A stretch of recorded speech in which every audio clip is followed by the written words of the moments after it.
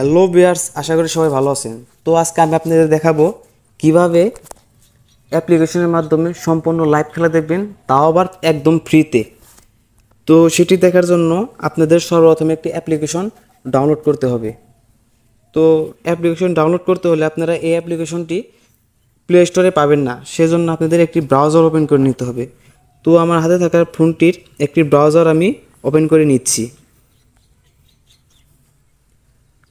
Browser open করার পর এখানে সার্চ বারে এসে সার্চ করতে হবে ক্রিয়া টিভি, KRIRA, ক্রিয়া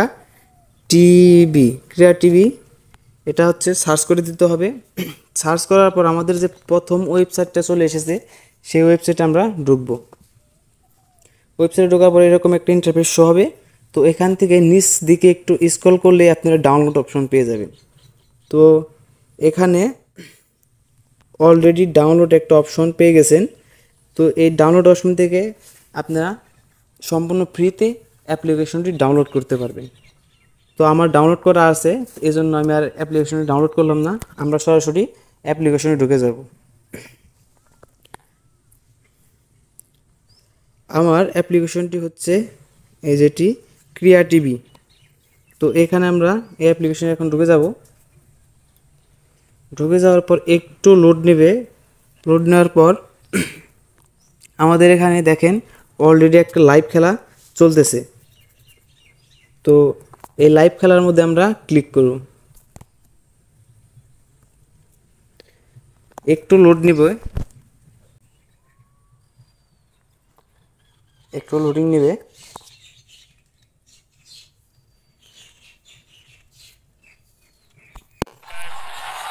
আমি সাউন্ড একটু কমে দিচ্ছি।